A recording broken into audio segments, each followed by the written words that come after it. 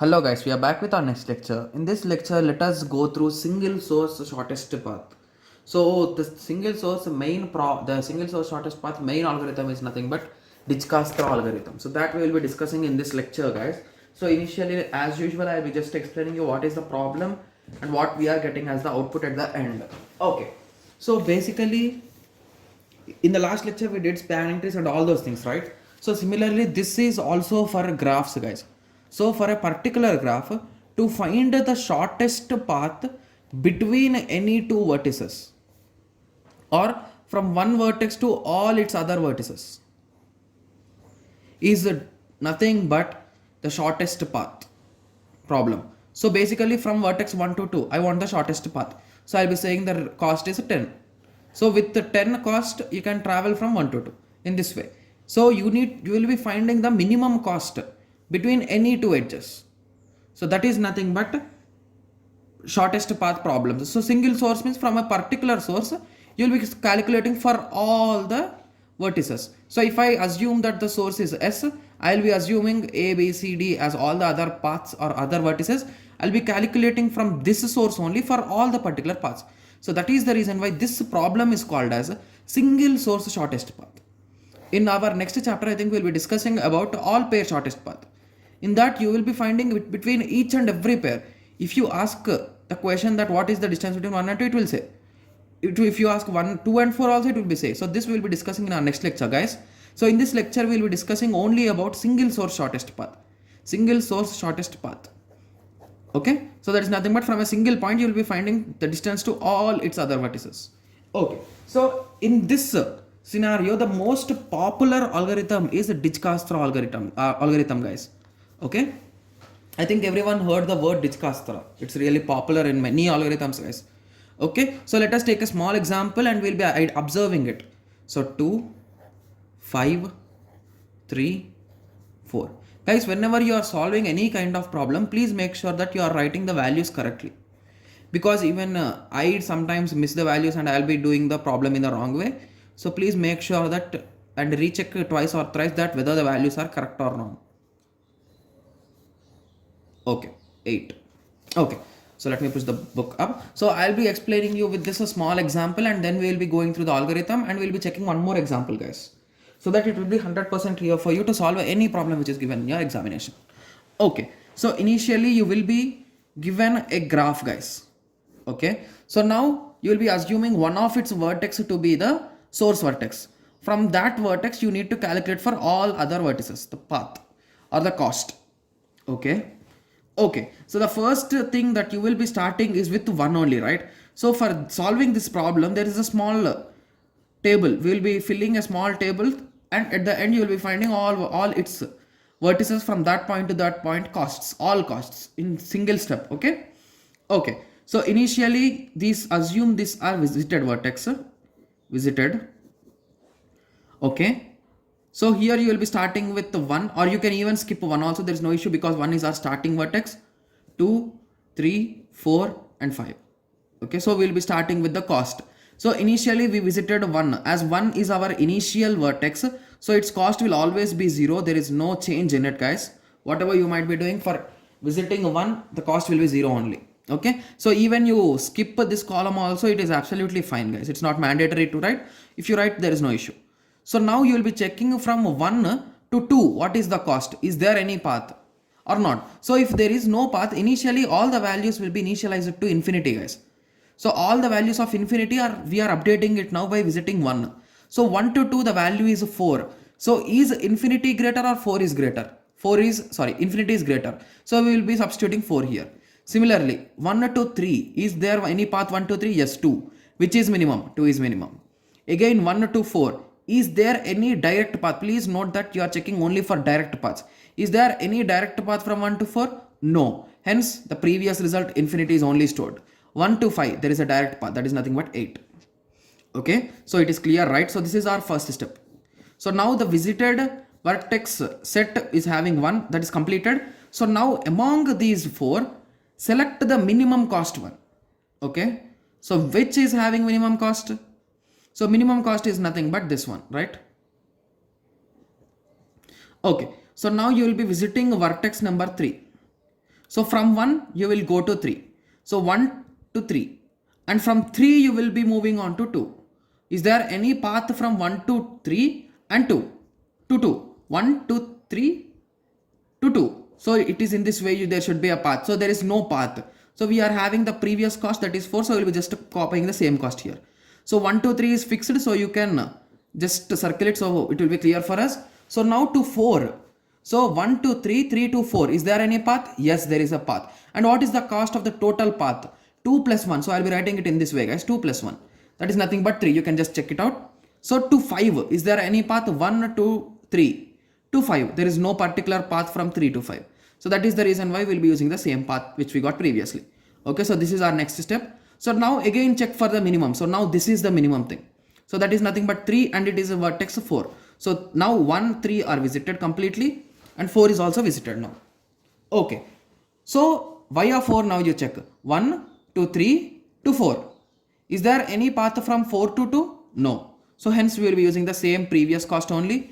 Is there any path from 4 to 3? No, there is no reverse path. So we will be considering the previous path only. It's already done also. So 4 to 4 is also done. And to 5. 1 to 3 to 4 to 5. So now the cost will be reduced to 2 plus 1, 3. 3 plus 3 is 6. So now if you observe from 8 we got to 6. So that's the shortest path we changed. So again among these two you will be selecting 4. And it is the vertex number 2. And now we are updating our set. Okay. Okay. So now the final path is 1 to 3, 3 to 4, 4 to 2. Okay, from 2, we need to go to 2. This is already selected and this is already done. This is already done. From 2, can we go to 5? Yes. We can go with the cost of 5, additional 5, right? Okay. So hence we will be avoiding this also. So the previous result will only be stored here, 6. So after that you will be visiting the last one. There will be no changes. 4, 2, 3, 6. So if you observe here, we got the result of all the pairs, guys. So 1 to 2, the cost is 4. 1 to 3, the cost is 2. 1 to 4, the cost is 3. 1 to 5, the cost is 6. So if you notice here, we got from all pairs from a single source. From source 1, for all pair shortest path we got. So this is the problem of all pair shortest path which we will need to solve. If it is a theoretical question or any kind of normal problem, you can solve it using this tabular method and explain the steps clearly, guys. Okay. Okay, so now let us go through the theoretical part and the algorithm. Okay. Okay, sorry for that. Okay, so let us continue with the introduction of single source shortest path. In graph theory, the shortest path problem is the problem of finding the path between any two vertex or nodes in a graph such that the sum of the weights of its is consistently minimized. So it should be maximum. It should be minimum, guys. It should not be maximum. Like similar to the spanning tree, here also we will be focusing on minimum. Okay, so Dijkstra's algorithm. So the best algorithm for single source shortest path is Dijkstra's algorithm. So it is used to find the shortest path between any two nodes or vertices. So indirectly any two means compulsorily the source will be one among them and the destination will be the other. Okay, so the application is whenever you are learning about computer networking or any other data communication in those chapters or in those subjects, you will be having your routing protocols where you will be sending the packets from one system to another system. Like at that places, the shortest path and everything are calculated using this Dijkstra's algorithm. So that is the reason why I told you this topic will be repeated in multiple subjects, guys. Okay. Okay. Okay. Sorry for that, guys. Okay. So let us continue. So initially you will be given a graph like this. So you will be using it. So you will be finding the path. Okay. Guys, I think I have did this in our previous method. Like I just wrote the weights, guys. So better do this in this way. Instead of writing directly 1, make it 2 plus 1 because it will be clear for you only. Okay, so better do follow in this way because we will be getting at the end the path and the result. Okay. Okay. So now let us go through algorithm. So the algorithm is again written using greedy approach algorithm only. So here also we will be using the same method for 1 to store the cost and 1 to store the path, how to go. Okay, so distance and pi is nothing but the path. So we will be designing for each vertex, you will be initializing with infinity and the path through which it is going is a nil. Okay. So after that, the initial source node you will be making it 0 and for source it will be making it 5. So now again you will be pushing the whole our array list, sorry, our vertices list or vertices array into the priority queue, and you will be continuing this series of steps until the queue is empty. So indirectly you are doing at each and every vertex. Okay, so now you will be selecting the least cost. If you remember here, we used to check for the minimum cost, right? So I told you which is minimum. Okay, I'll be showing on the paper because we rounded it up, right, clearly. Okay, so here I took 2. Why did I take 2? Because it's the minimum. 2 is already done, so the next minimum is 3. And 2, 3 are done, so the next minimum is 4. And last minimum is 6. So in that way, we'll be extracting the minimums and you'll be storing it in U. And you will be doing it with the set union. So this is nothing but the set union. I told you, right, the final set I'm writing here. So at the end, you will be reaching to the final set. And in the next step, you will be reaching to all the elements. Okay. Okay. So in that way, we will be doing it. And for each vertex, if there is any adjacent vertex, you will be calculating the cost, guys.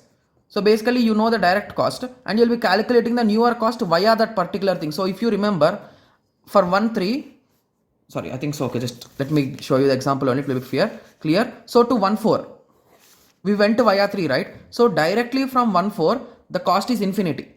So once we introduced 3 in between, that is nothing but 1, 3 to 3, 4. Then the cost has been reduced and we got, I think so, we got 3 or 6. Just give me a second. 1, 2. Okay, 1 to 4, we got the cost as 3. So that is the reason why you will be checking for both the conditions, like the initial cost and the new cost. You will be comparing them. If the new cost is minimum, you will be substituting the cost and you will be updating the path also. So based on the path only, you will be retrieving back and you will be getting the path. Like how you need to traverse to get that shortest path.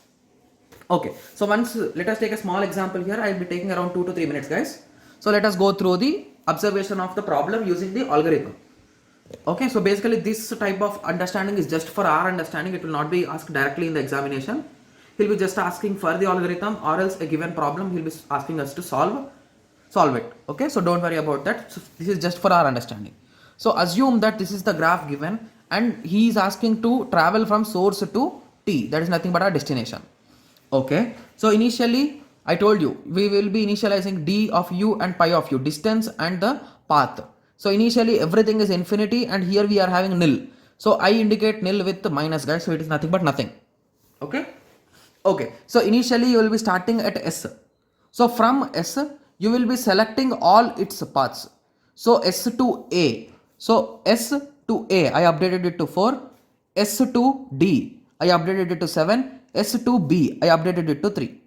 Okay, so and I am writing the parents as S for all those things.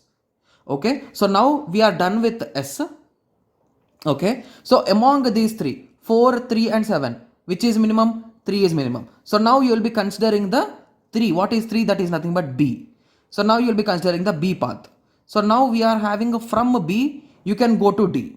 But if you notice here, if you travel in this way, you are getting the exact path again. This is nothing but 4 plus 3 is 7 and here also we are having 7. So we will be neglecting it. So there is no need of using this B. So next, now we are done with the B, right? So the next minimum is A, right? So A is 4. So now B is done. So now you will be moving on to A. Okay. So from A now you will be trying. So via A we can go to C. Initially the cost of C is infinity. Now if you go via A, the cost will be 5. So we will be updating the infinity to 5 and its parent is A. So now we are done with, we reach it till C. So now we will be considering among all these things, C is the minimum one. So now we will be considering C. So from C you will be continuing. So in this way you will be continuing, guys. So I have just returned I have updated the table again and again. So that's the reason why there are multiple crosses with values. Okay. See here I have just written the explanation. From S we went to ABCD, among which we thought B is the minimum, but B ended up with 7, again at 7. So the next value, the next minimum in A is nothing but, in S is nothing but A. So the next minimum is A. From A we went to C, the cost is 5. From C we thought of going for D and C, but D is already having the minimum cost 7 from S only. So we skipped it. After that we went to C to E. From C we thought of going to E, as E initially was infinity. So now we updated it to 6. Okay. So after that from E we can further continue and from E we continued to E to G and E to G, sorry, E to T and E to G. So E to G is possible in this way and E to G T is possible in this way. So we finally reached T and we got the result. So even if you want, I have just stopped it here, or if you want, even you can backtrack and we can do continue all the vertices, guys, because we need to complete for all the vertices, guys. So once it is done, you will be checking at a T. At T, what is there? E is there. So you are moving back. From T, you will go to E. At E, we are having C. At C, we are having A. At A, we are having S. So the final path is S to A to C to E to T. So this will be your final path. So I have just explained you an outline, guys, because explaining this could be a bit time consuming for you. So this is just a small overview of the algorithm, how it works. So basically it selects all the paths among which is minimum. It goes through it until it is minimum. If somewhere it notices that this is maximum, it will return back and it will continue with the other path. That's it. Simple. Okay. So in the same way you can solve this problem also. So for now you just practice it, guys. If there is any confusion, you can let me know. I'll try to help you. Okay. So I hope everyone got a clear idea on this. So now we are done with the greedy approach and divide and conquer algorithms. So in the next lecture, we'll be starting with dynamic programming. So let us meet in the next lecture. Thank you. Thanks for watching.